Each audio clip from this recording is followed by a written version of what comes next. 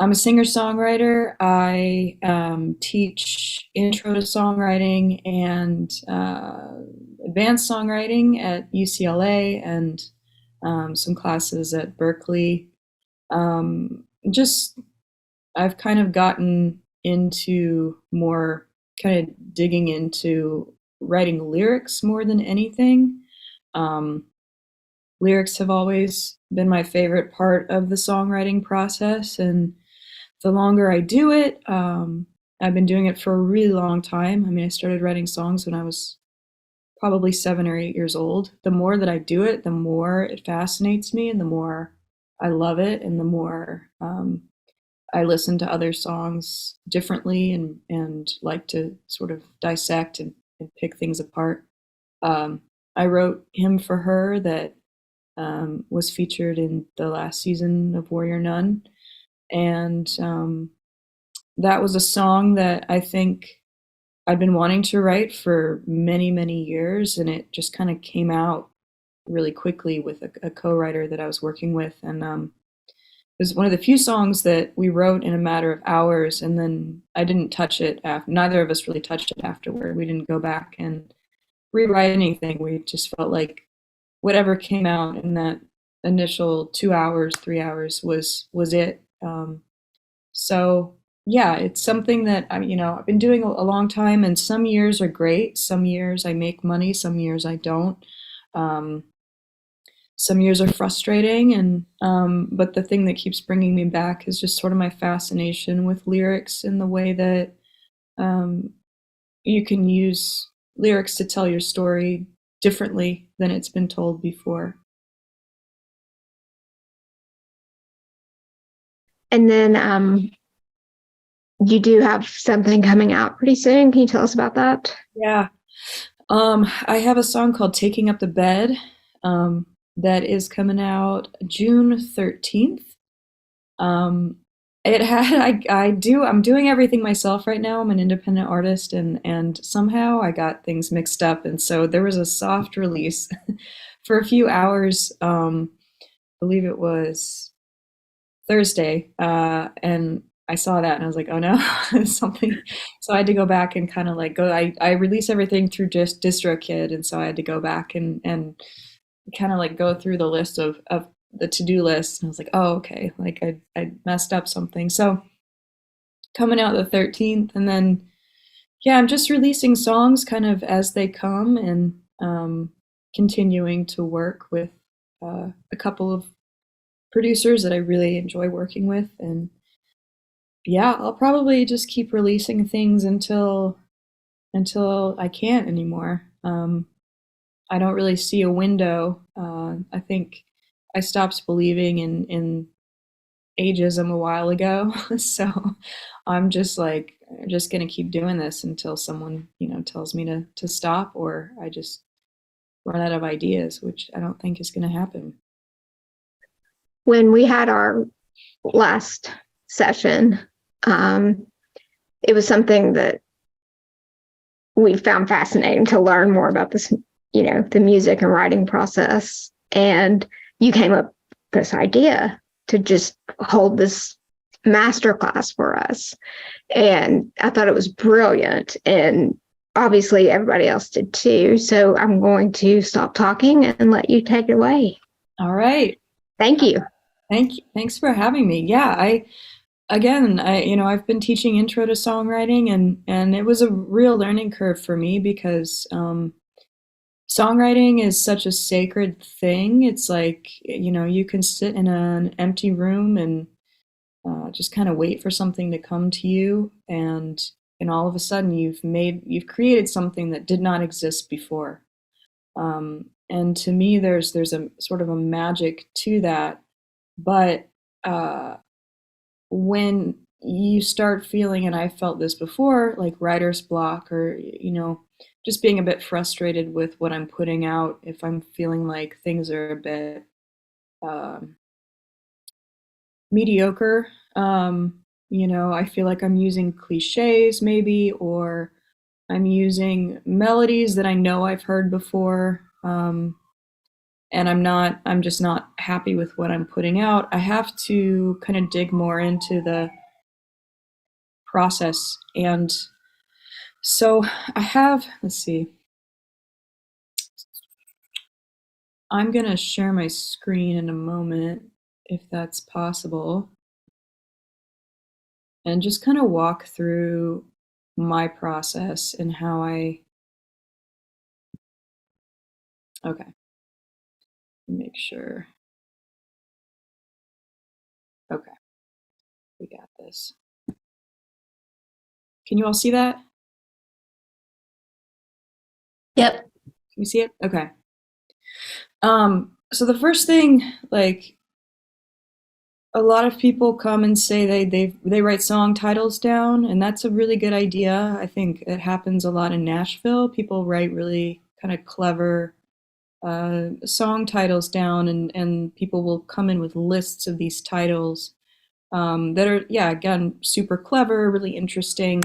But a lot of times there's no actual concept behind it. And so I like to differentiate the concept from the title. So the concept is I want to write a song about blank.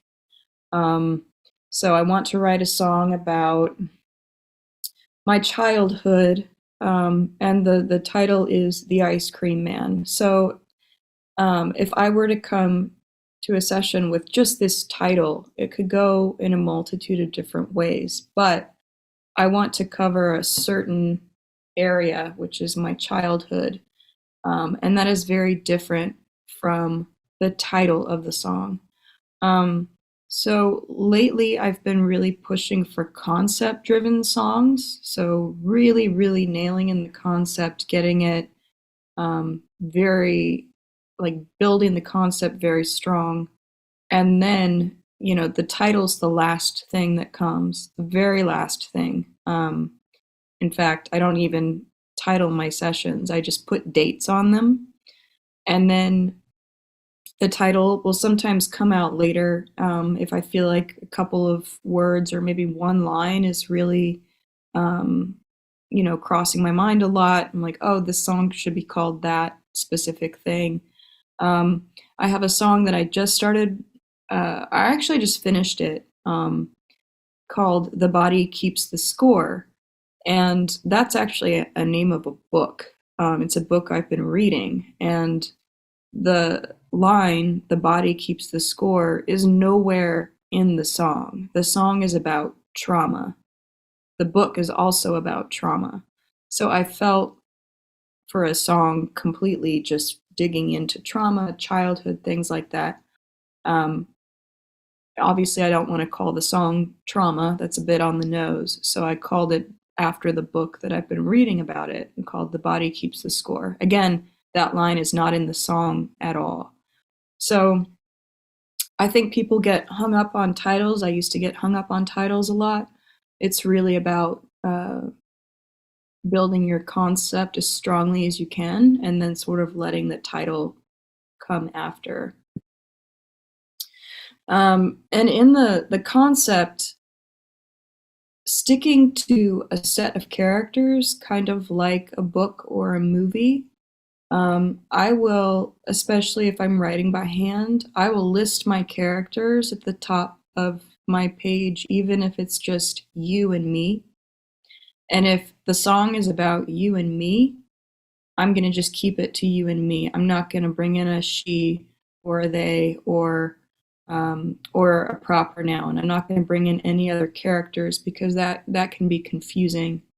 And so building your story in such a way that your characters are recognized quickly and throughout the song.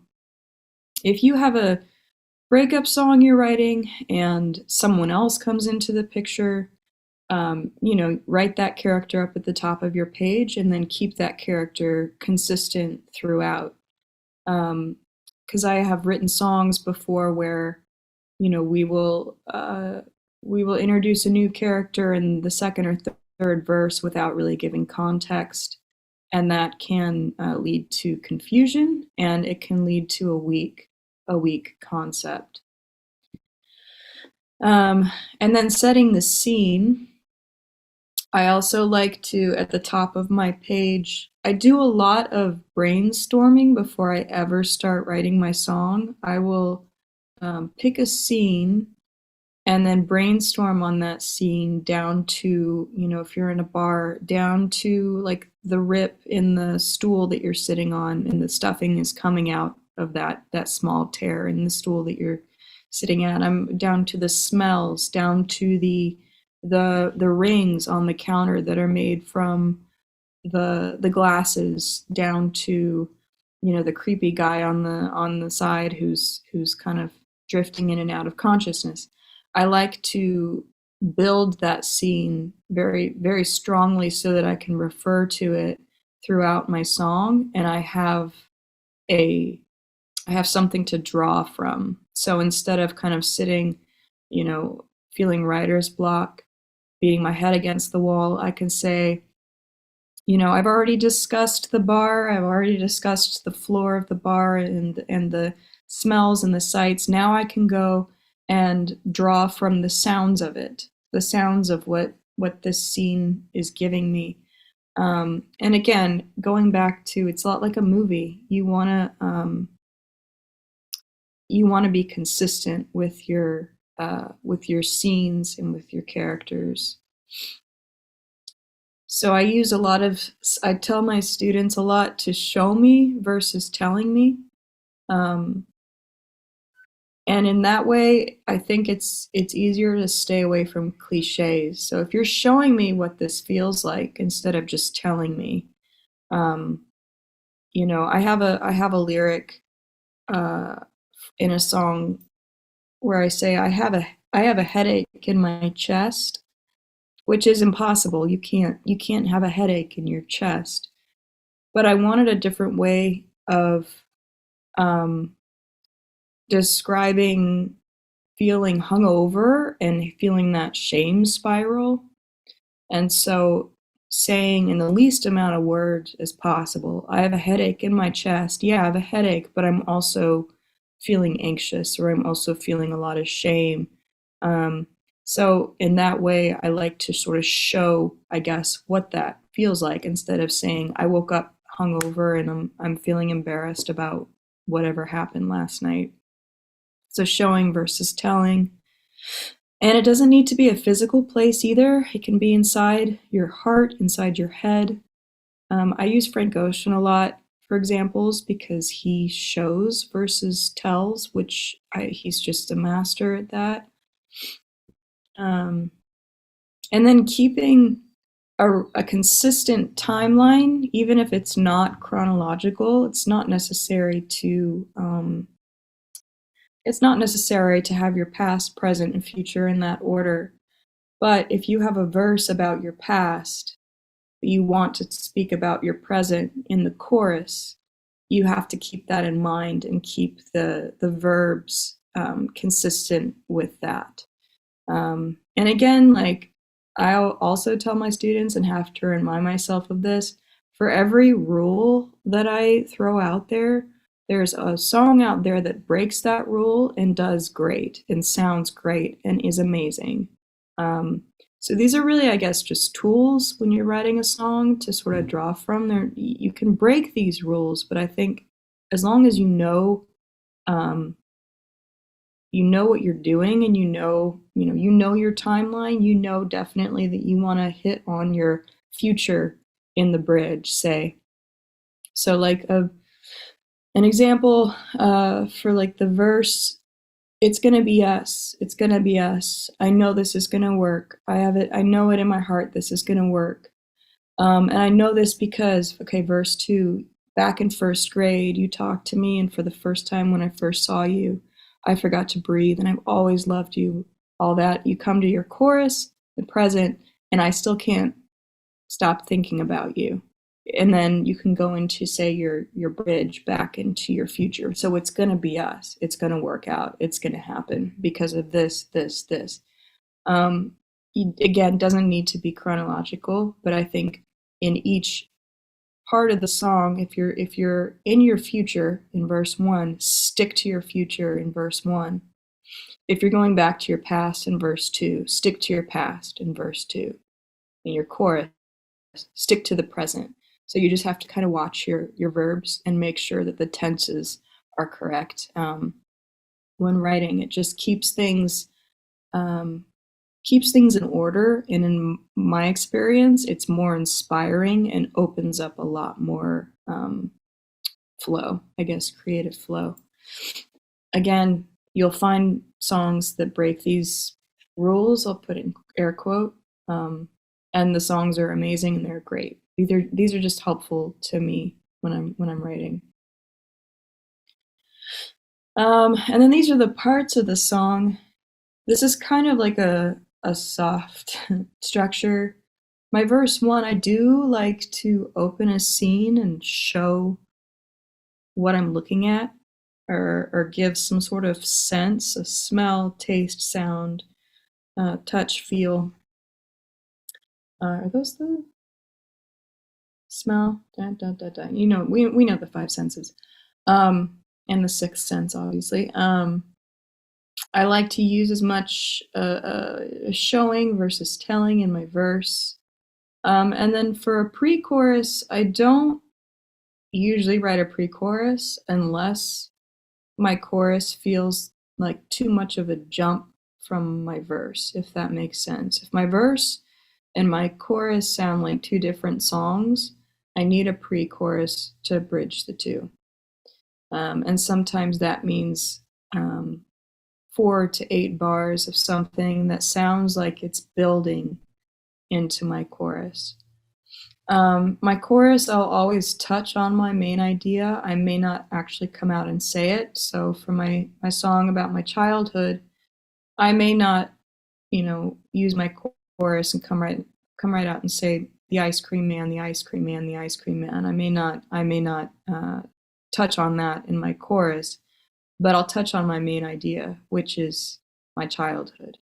And then my verse 2, the story will continue. I'll kind of move on to the next phase of the story. Again, the chorus touches on the main idea. And then the only times I write a bridge are if my verses and choruses sound so similar that I'm feeling like the song is getting a bit monotonous. And I'll use my bridge as a musical departure from what I've been doing. I'll either change the key, or if my song is in a major key, I'll go to the minor key for my bridge. And lyrically, if I'm missing anything in my story that leaves holes in the story, that someone could come away from the song and still have questions about it, that's where I use my bridge. If there's any holes in the story, I use my bridge to patch those holes in. Or I'll switch perspectives. So if the whole song has been about me, the bridge might be about you. And what do you think about me? And then my chorus comes back, touches on my main idea for the last time. Usually the chorus is repeated more than once at the end. Sometimes, and this is actually can be really fun,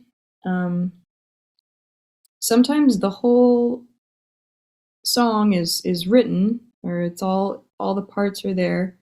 Sometimes what I'll do is flip my verse 2 with verse 1, put my verse 2 in verse 1, and then rewrite my verse 2. Sometimes by the time I get to my verse 2, I am being more specific, and I am being more open about what the song is about and what it means to me. I'm using more senses. I'm using more descriptions of a scene. So I'll sort of trick my brain. I'll throw my verse 2 into verse 1, cut verse 1 completely, and rewrite my verse 2, if that makes sense. I want to make sure. And after this, I do have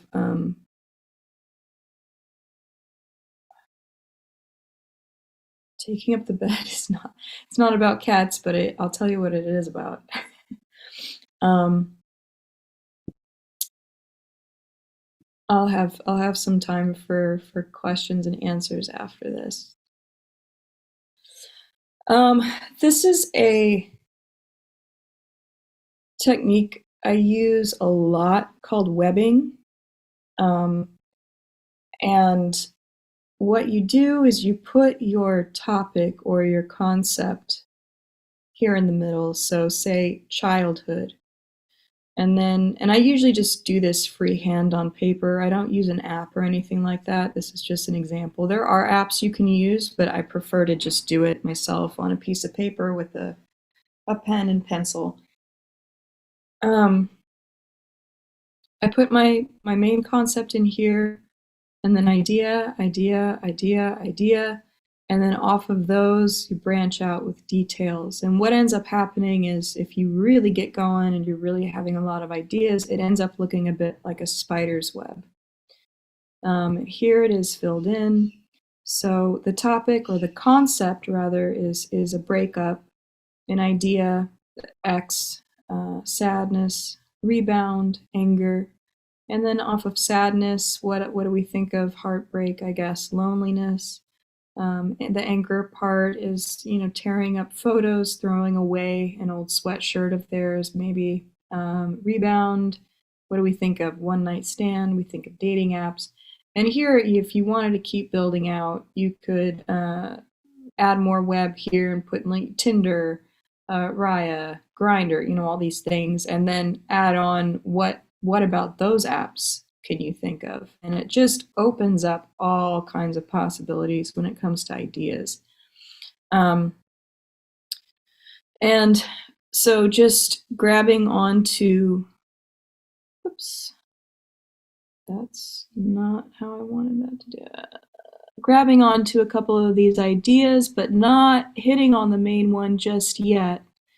Friends choosing sides, so I grabbed that. A one night stand, grabbed that. Crying all night, I guess that could be heartbreak, because I can. My tears are messing up my makeup. This is what breakups are made of. So when I'm doing a web, a lot of times when I'm writing, I don't touch anything in the middle until further into the song, perhaps even just at the end of my chorus.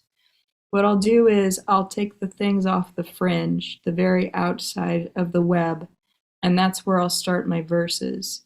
And as I'm writing, I get closer and closer in, and then by the chorus or by the end of my chorus, I hit the buzzword. I don't actually hit this at any point, because sometimes if you hit the concept right on the head right away, you don't really have anywhere to go after that. It's like you've already, you start the song, we broke up.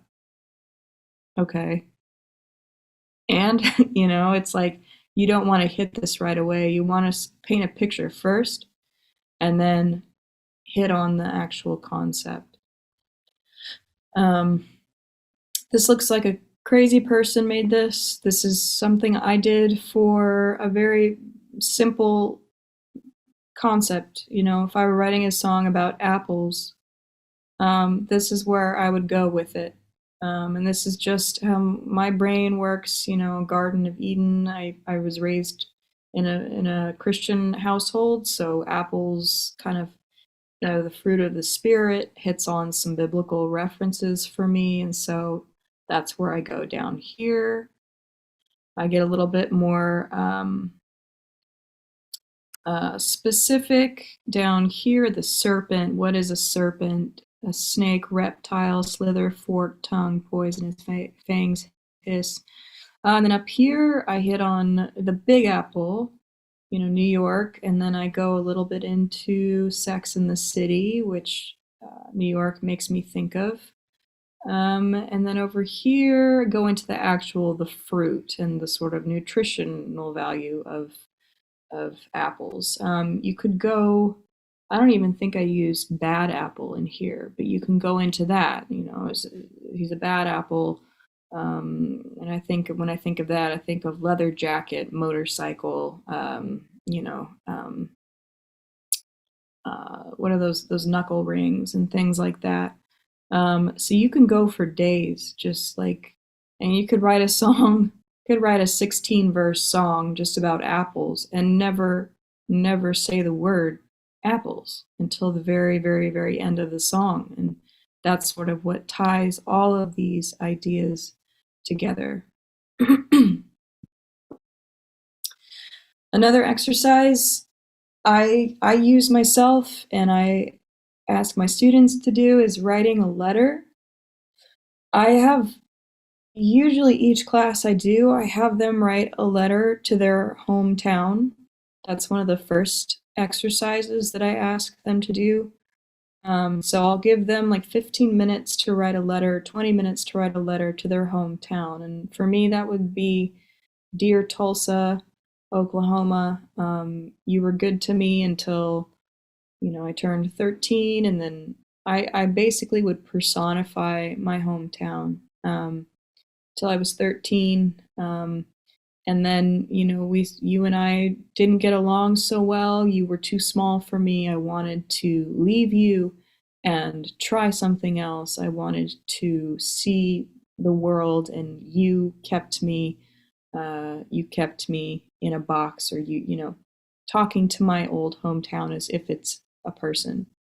Um, and what we'll do a lot of times is have everyone write a letter to their hometowns, go through and highlight lines that could be used as lyric, and then write a song collectively with everyone in the room. So sometimes 30, 40 people, called Hometown. That's the concept. And then we borrow lines from everyone in the room. And while everyone's hometown is different, the one thing that is the same is that we all came from somewhere, and we're somewhere different now. And that's sort of the binding glue, I guess, that ends up making a song like that work. So if you want to write a confession song, like a Taylor Swift song, write a letter to your crush, or someone that you're in love with or you were in love with, and then I always say you can throw it away afterward. You don't have to keep it, just to get all that feeling out. A breakup song, you can write a letter to your ex. You can also burn that one afterward. An empowering song, I'll write a letter to my younger self. That's what my song Hold On is about. It's a letter to 8-year-old Amy, telling her to hold on. Literally, it's everything's going to be okay. You're going to survive. A love song, you write a letter to someone that you love, and that doesn't necessarily mean romantic love. You can write it to someone that you have that feeling for.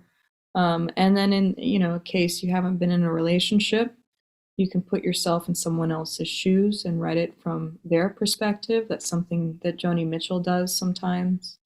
For a protest song or a political song, you write a letter to God, to the Supreme Court, to your parents. You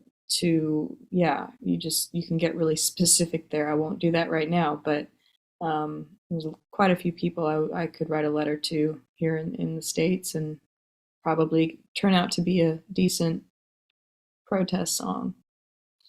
And then again, I already talked about this, but writing a letter to your hometown, a letter to the ocean, a letter to the place you'd like to live. And then the last one's kind of funny, but it's true. If you really want to write an angry song, just write a letter to someone who's held you back, or someone who's had a negative impact on your life.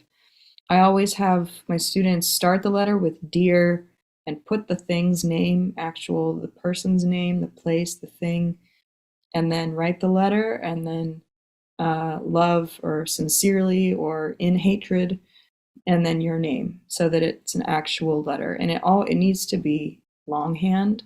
Typing these things out just uses a different part of the brain, and I don't find it as fulfilling as actually writing by hand. So I always encourage people to write these things by hand, and then go through, if there are lines that could be used as lyric, going through after and underlining those lines before you decide to burn it or throw it away, or feed it to your dog or what have you.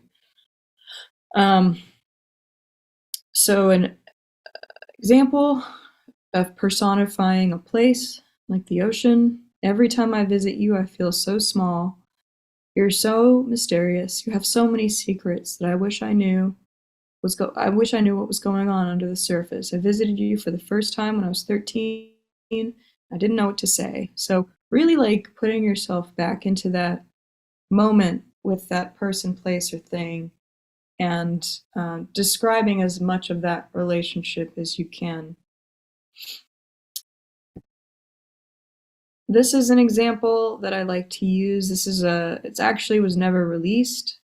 It's a 1963 lyric by Bob Dylan. And it's called Go Away Bomb. It says, go away, you bomb, go away, fast right now, fast quick, you get me sick.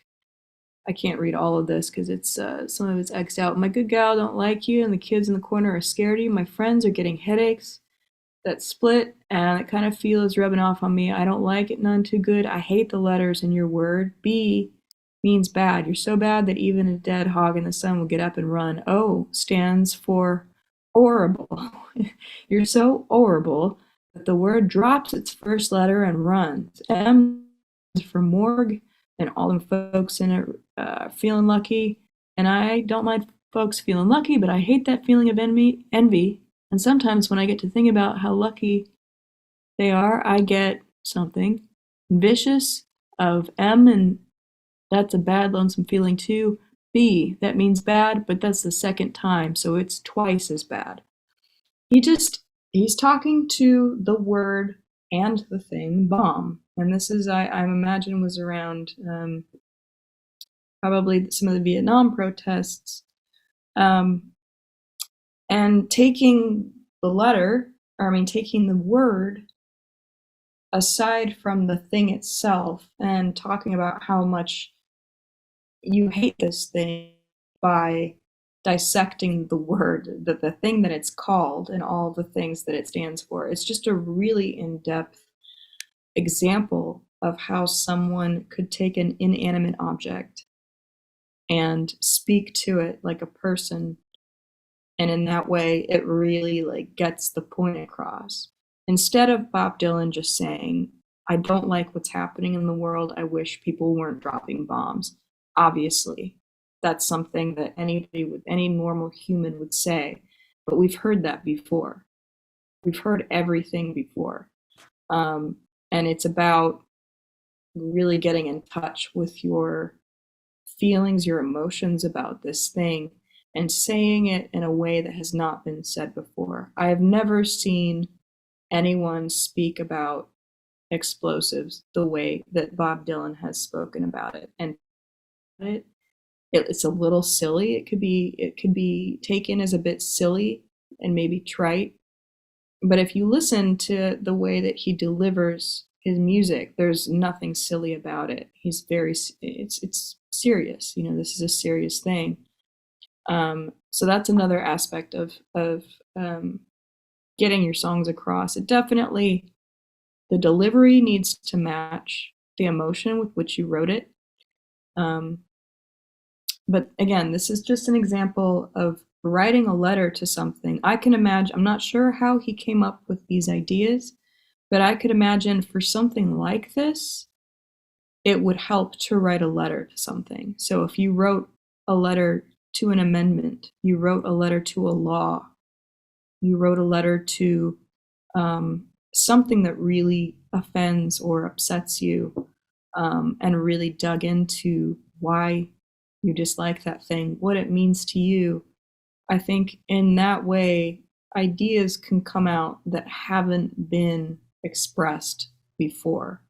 And that's how I think we turn people's ears. I can definitely say that when I am listening to a new song that I've never heard before, cliches and things that I've heard tend to give me a bit of like fatigue, and sometimes my brain will kind of shut off, and I'll keep listening to the song, or rather I'll keep hearing the song, but I won't listen to it. As opposed to when something is new. I've never heard something explained this way. I've never heard of someone describing heartache this way. My interest is piqued and I listen to it. I'm not just hearing it, I'm listening to it.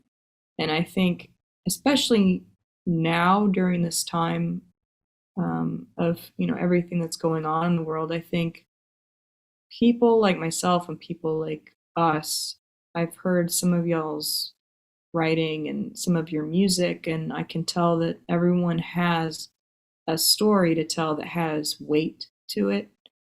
I think it's really important to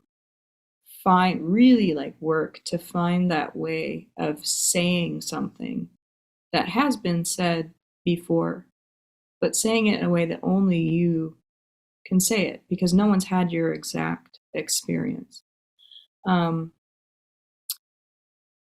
Let's see what else I got here. Oh yes, and this is another example, and if you want to take a screenshot of this, you're totally welcome to. Using personification for inanimate objects in lyric, I think, is a really an amazing way of describing things differently. So I'll have these, it's kind of like a reverse riddle. I am, I have, I will, I can, my hands will, my voice sounds like my arms are, I have blank in my stomach, my heart is blank, I think blank, what am I? And you can fill whatever you'd like into this blank. It could be a chair, it could be a roof, it could be a finger, it could be anything that's doesn't have the ability to think, doesn't have a voice. So I use the ocean. I am excited. I have what in my stomach? I have shipwrecks in my stomach. I will pull you under my skin. Well, these blanks are a bit different than this, but you get the idea. I can wipe the beach clean with my salty hands. My fingers are blue and fringed with white. The crash of my voice can be heard for miles. When I'm standing, my legs are 1,000 feet deep. My heart beats coral. I choke on fish nets and glass bottles. I use some different verbs here, but again, you get the idea. You put personified ideas and then finish them with an inanimate object. Is that right? Yes. Again, it's sort of a reverse riddle. So I did, for another song I was working on, I'm expensive, I'm loud. I use up all your metal, iron and lead. I'm always on the news. Your kids might want to join me. What am I? War. So the reason why I call it a reverse riddle is because you start with your, where is it? Here it is. You start with your concept, whatever it is, and then you work backwards. So you put war up here. What is war? It's expensive. What is war? It's loud, but using personified pronouns. I'll also give a disclaimer. Sometimes my grammar, the way that I term my grammar is not correct. So I just try to excuse that by being like, well, it's songwriting. It's not English. It's just. These are some examples that I like. I only have 5 more minutes, so I'll be really quick. But these are some examples that I like, using this photo and then using this Frank Ocean lyric. A tornado flew around my room before you came. Excuse the mess it made. It usually doesn't rain. So the way that Frank Ocean describes a messy room, instead of opening his song with, my room is a mess and I'm kind of sad, this is what he says. And we've heard that before. We've heard, my room is a mess and I'm sad. We've heard people say that a million times. My room is messy. I'm really sad. Okay, that's not exactly interesting. That's not going to make me want to hear the rest of the story. So his way of describing that and using personification a bit, a tornado, it made a mess. Excuse the mess it made. Obviously, this didn't actually happen. A tornado didn't actually fly around his room, and we know that. We know that because we're adults.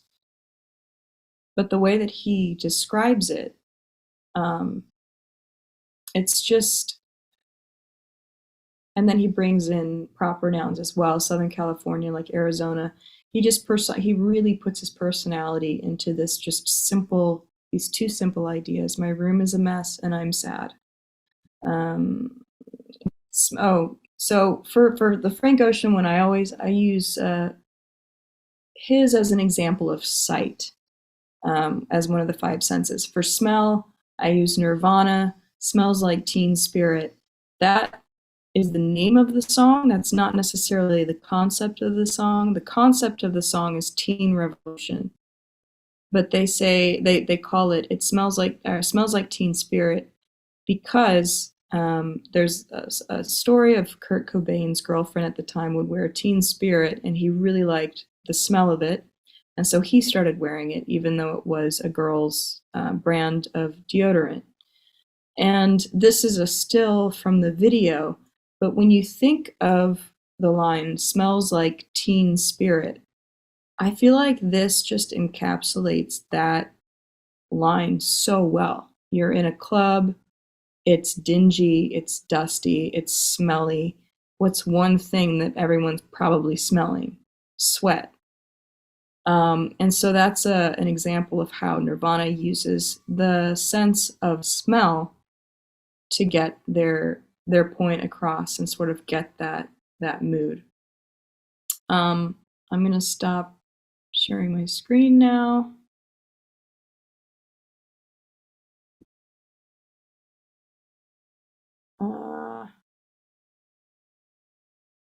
Okay.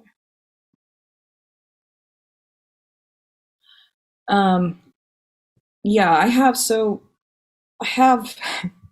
I have a lot, as you can, the speed at which I'm talking, I have like a lot to talk about. I'm pretty passionate about lyrics, and this is definitely, I would like for this not to be the last time that I do this. If I'm able to come back at some point and do this again, I'd really enjoy that.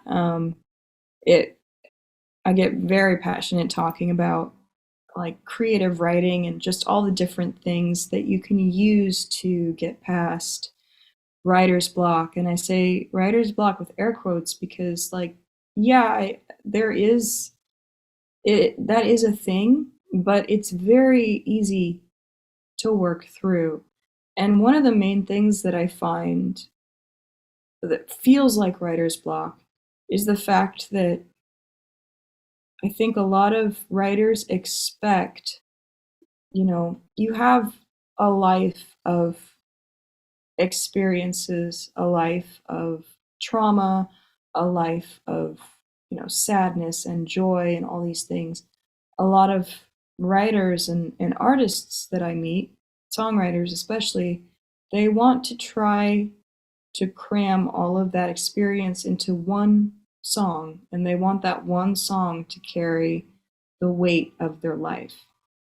And that's impossible unless you can rap like Kendrick Lamar and you can cram so much information into one song, that it's all there. It's impossible. And I use Adele as an example of someone who's written 2 albums about one breakup.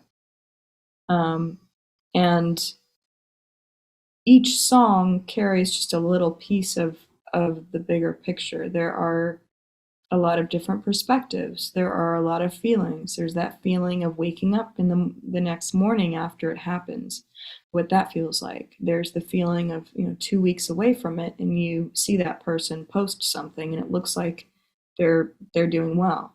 There's that feeling. There's the feeling of seeing someone that looks like them.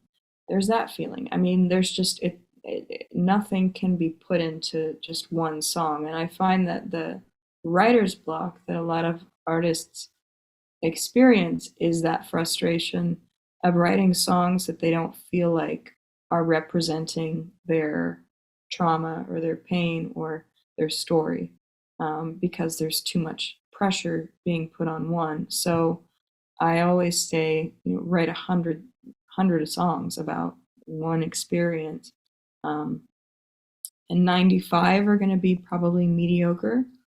Out of every, I'd say,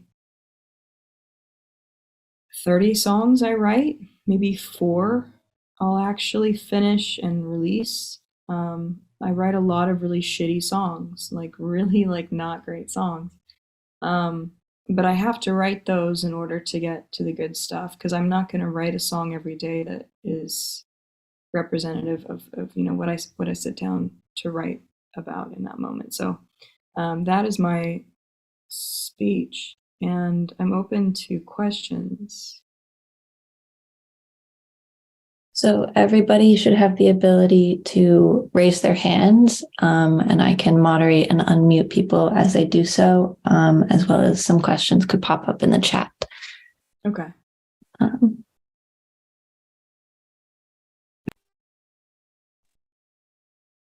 But also, yes, this doesn't have to be the last time we run one of these. The OCS newsletter can absolutely organize some more.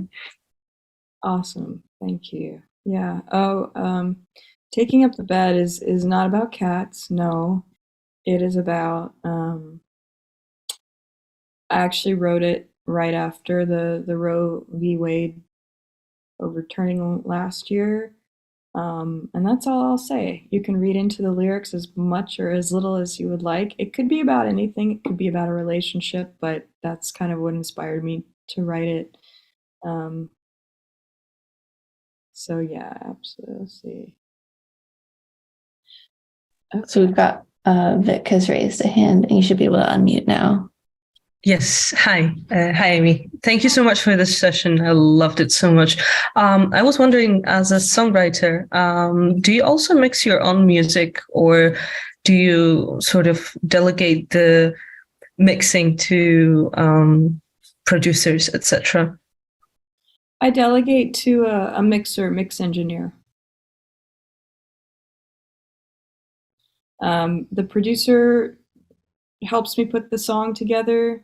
I usually co-produce most of my stuff, and then unless it has minimal tracks, so like I think for her, the producer ended up mixing it. But usually, if there are 20 plus tracks in a session, we'll send it to a mix engineer and pay them separately to do it, and then after that, it goes to somebody who will master the track. So there's usually three people that it kind of gets handed to. As well, anyone who wants to turn on their camera to show kind of the appreciation and how many people we've had here, feel free to do so. The permission should be on.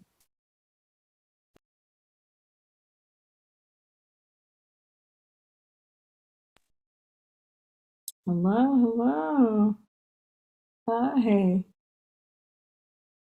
Oh, y'all are so beautiful. Hi.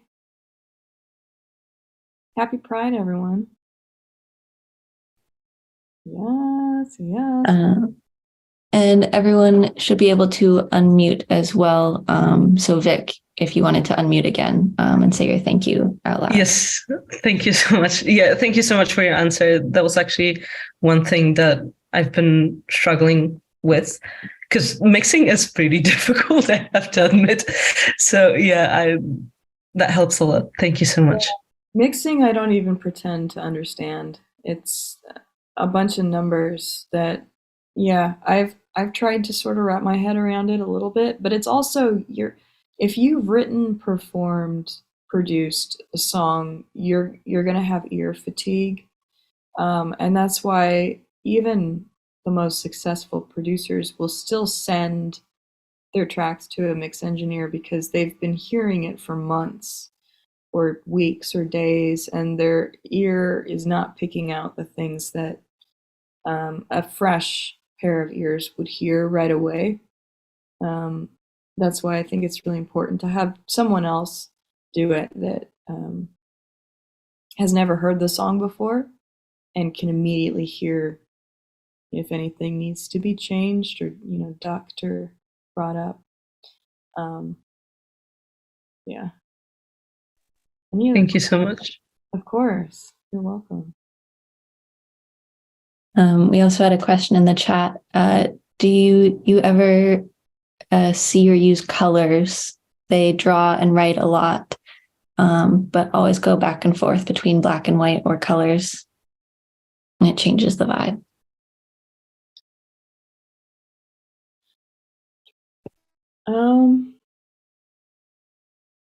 Color, that's interesting. I've heard of that. That's not how I see sound. I have a friend that sees songs in different colors, and she can very quickly identify what a red is or a gold is when she hears certain things. I'm a bit envious of that. That has not been my experience ever. But if you have that, that's a really, really lucky thing to have. I think that's beautiful.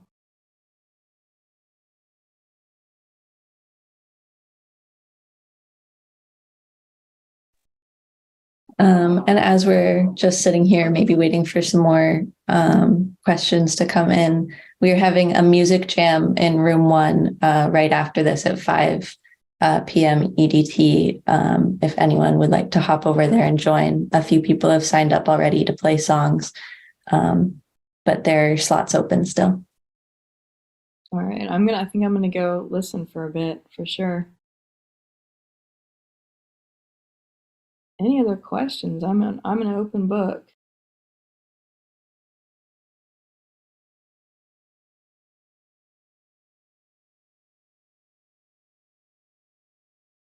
Come on, people. I know you have questions.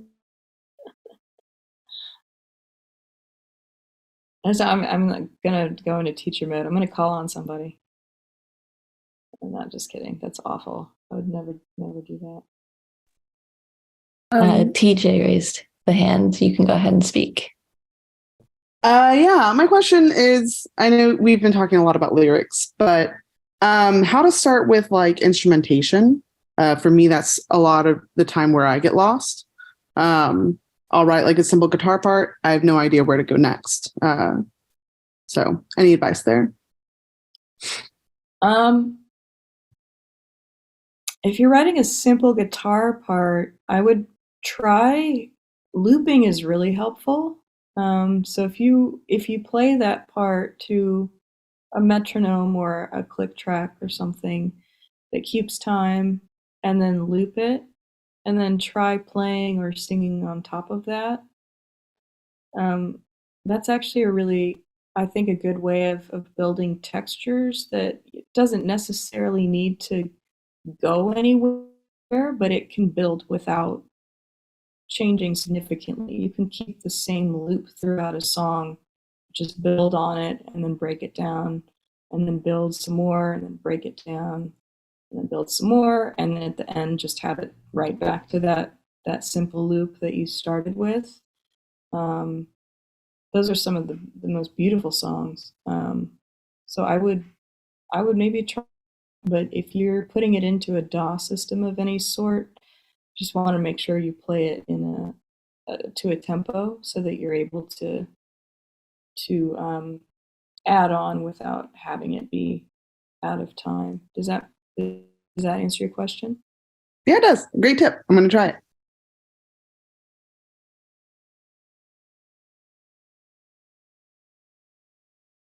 And we had a couple questions in the chat. So the first one, do you have a song in mind if there's a season 3?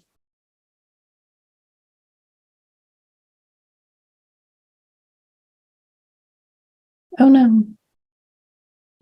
I think Amy froze. I think so.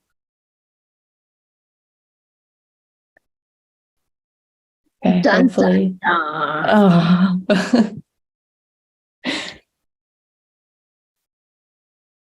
Maybe that's our answer.